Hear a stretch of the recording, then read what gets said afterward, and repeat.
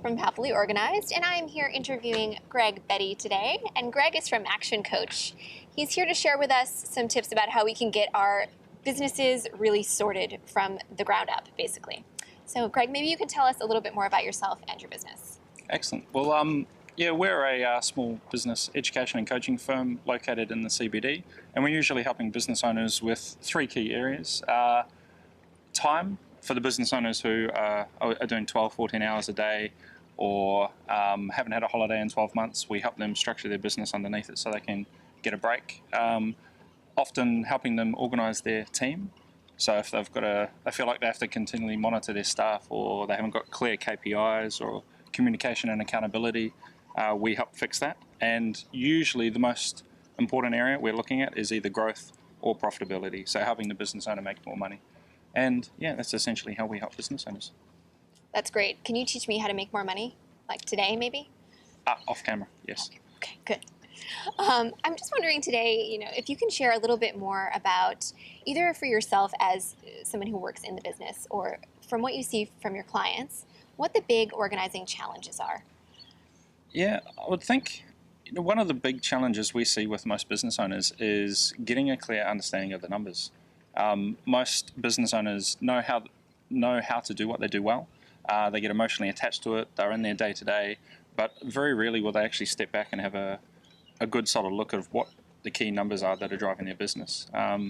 At best, they've had a look at their profit and loss sometime in the last 3 to 6 months. Often they've had a look at a balance sheet, but very rarely do they have a cash flow forecast in place. So something looking forward 3 months in advance, and we said all the time, I've got a tax bill coming that I didn't know. That should never ever be the case. Or they're purchasing $20,000, $30,000 worth of stock from overseas, and they have absolutely no forward planning as to how to be able to afford that. And there's the old cliche: revenue is vanity, profit is sanity, cash is king. Cash is king is something you've just got to live by day to day. If you're not managing your cash flow, you're going to be pretty unorganized in business, essentially. So a lot of the people that I work with are small business owners, and they're often just starting up their business, or maybe in the first couple of years.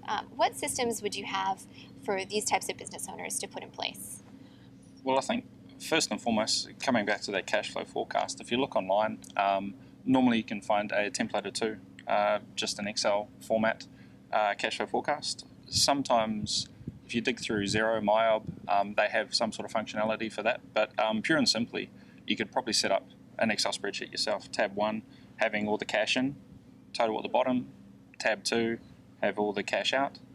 And then tab 3, just have a summary of showing whether you're going to run out of cash or not when you make the next purchase or the next tax payment or the next payroll for your staff or whatever it may be.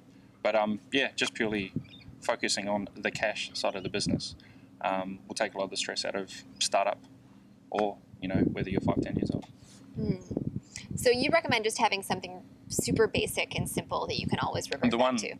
We've been going 4.5, 5 years, and we still use a very simple cash flow forecast. It doesn't have to be flash, have all the bells and whistles, but as long as you know the cash in, cash out of your account, you should be in good shape. Right. Okay. I'm just curious, because you work with so many different types of business owners. I guess, other than the cash, maybe you have an anecdote or something that you can share of an organizing challenge that you've seen.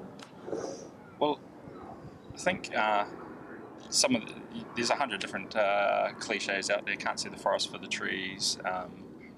A failure to plan is a plan to fail. All these sorts of things. I know in my previous role, was managing a resort up on the Whitsundays, and we had to evacuate everyone due to Cyclone Yassi coming through 3 years ago.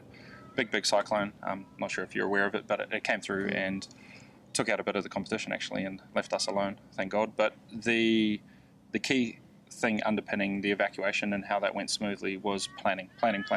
We had cyclone procedures in place. We practiced them every year. We knew how to pack down the furniture. We knew exactly the procedures, who to speak to.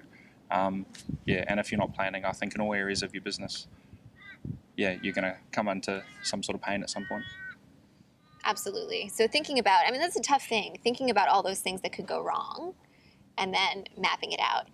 So what strategies do you have for example, for me, a small business owner, where I don't have a lot of risk, but what kind of questions should I be asking myself?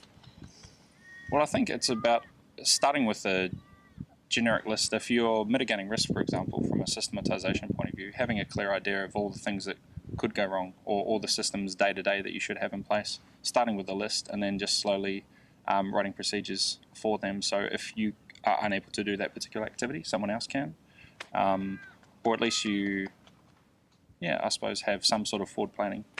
This is making absolutely no sense. No, it does make sense. Lots of sense. I'm just wondering if you can share one small thing that people watching this video can go back and do this week. So maybe it could take no longer than 30 minutes, just one small challenge. So to do one thing only, would be cash flow forecast. Put a cash flow forecast in place. If you don't have one of those in place, you're not going to know what financial challenges are ahead of you. You're going to have tax bills sneak up on you.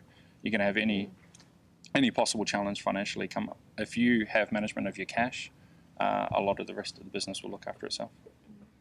Awesome. And if people wanted to, for example, work with you, how would they go about doing that?